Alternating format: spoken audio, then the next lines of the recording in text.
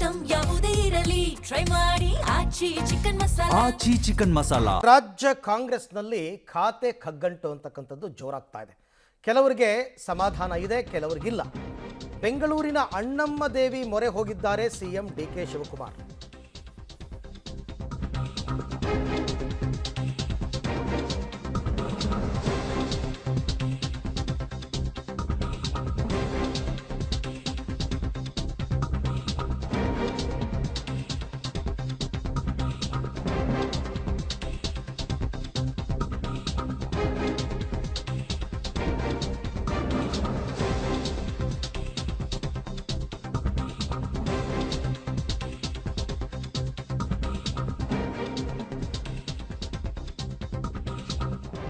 ಬೆಂಗಳೂರಿನ ಶಕ್ತಿ ದೇವತೆ ಅಣ್ಣಮ್ಮ ದೇವಿಯ ಮೊರೆ ಹೋಗಿದ್ದಾರೆ ಮುಖ್ಯಮಂತ್ರಿ ಡಿಕೆ ಶಿವಕುಮಾರ್. ಇವತ್ತು ಅವರು ದೇವಸ್ಥಾನಕ್ಕೆ ಭೇಟಿಯನ್ನು ಕೊಟ್ಟಿದ್ದಾರೆ. ಮುಖ್ಯಮಂತ್ರಿ ಆದರೆ ಬರ್ತೀನಿ ಅಂತ ಹರಕೆ ಹೊತ್ಕೊಂಡಿದ್ರು ಅಂತಕ್ಕಂಥದ್ದು. ಸೊ ಅಲ್ಲಿ ಡಿಕೆ ಶಿವಕುಮಾರ್ ಅವ್ರನ್ನ ತಾವು ಗಮನಿಸ್ತಾ ಇದ್ದೀರಾ. ಜೊತೆಗೆ ದಿನೇಶ್ ಗುಂಡೂರಾವ್ ಕೂಡ ಜೊತೆಯಲ್ಲಿದ್ದಾರೆ. ಬೆಂಗಳೂರಿನ ನಾಡ ದೇವತೆ ಅಂತಂದ್ರೂ ತಪ್ಪಾಗಲಿಕ್ಕಿಲ್ಲ, ಗ್ರಾಮ ದೇವತೆ ಅಂದರೂ ತಪ್ಪಾಗಲಿಕ್ಕಿಲ್ಲ, ಶಕ್ತಿ ದೇವತೆ. ಡಿಕೆ ಶಿವಕುಮಾರ್ ಅವರು ಇವತ್ತು ಭೇಟಿ ಕೊಟ್ಟಿರ್ತಕ್ಕಂಥದ್ದನ್ನು ಗಮನಿಸ್ತಾ ಇದ್ದೀರಾ. ವಿಶೇಷ ಪೂಜೆಯನ್ನು ನೆರವೇರಿಸಿದ್ದಾರೆ ಡಿಕೆ ಶಿವಕುಮಾರ್. ಜೊತೆಯಲ್ಲಿ ಕೆಲವರೆಲ್ಲ ಸಾಥ್ ನೀಡಿದ್ದಾರೆ, ದಿನೇಶ್ ಗುಂಡೂರಾವ್ ಅವರೆಲ್ಲರೂ ಕೂಡ.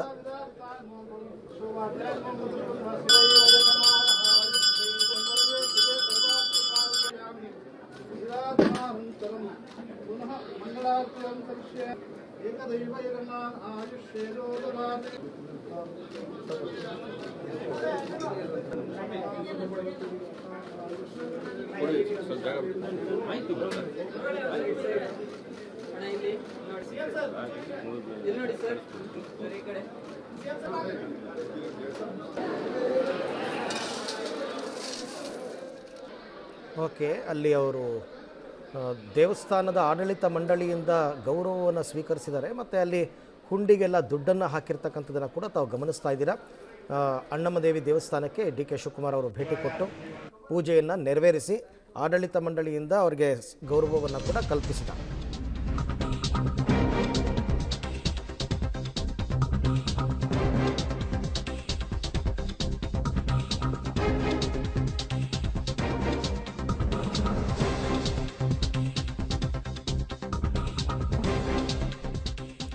ಓಕೆ, ಮುಖ್ಯಮಂತ್ರಿಗಳಿಗೆ ಶುಭ ಶಕುನ.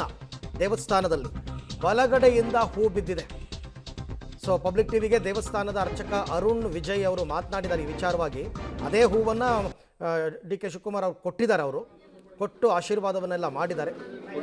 ಇದೆಲ್ಲವೂ ಕೂಡ ನಿಜಕ್ಕೂ ಒಳ್ಳೆಯ ಸೂಚನೆಗಳು, ಶುಭ ಸೂಚನೆಗಳು ಅಂತಕ್ಕಂಥದ್ದು.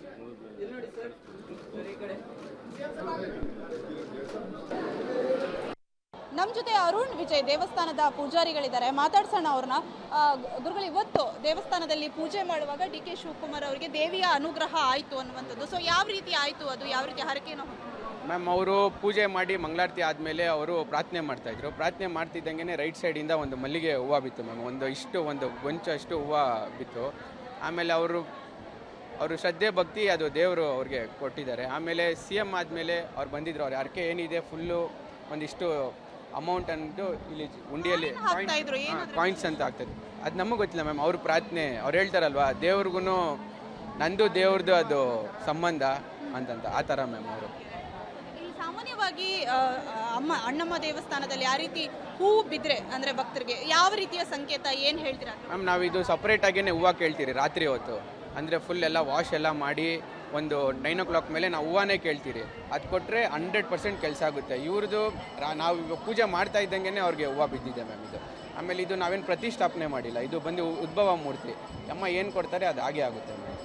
ಅವ್ರು ಬಂದು ಅವ್ರದ್ದೇನು ಪ್ರಾರ್ಥನೆ ಇತ್ತು ಅಂದರೆ ಅವ್ರದ್ದು ಸಕ್ಸಸ್ ಆಗಿದೆ ಅಂತ ಅರ್ಥ ಮ್ಯಾಮ್.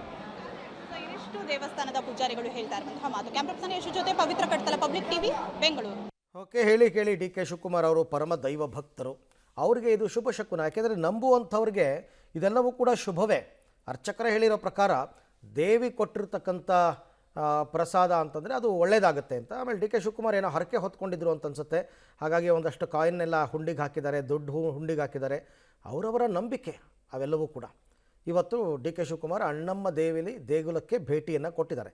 ಬೆಂಗಳೂರಿನ ಮೆಜೆಸ್ಟಿಕ್ ಬಳಿ ಇರತಕ್ಕಂಥ ದೇವತೆ, ಆ ದೇವಸ್ಥಾನಕ್ಕೆ ಭೇಟಿ ಕೊಟ್ಟು ವಿಶೇಷ ಪೂಜೆಯನ್ನು ಸಲ್ಲಿಸಿ ಬಂದಿದ್ದಾರೆ.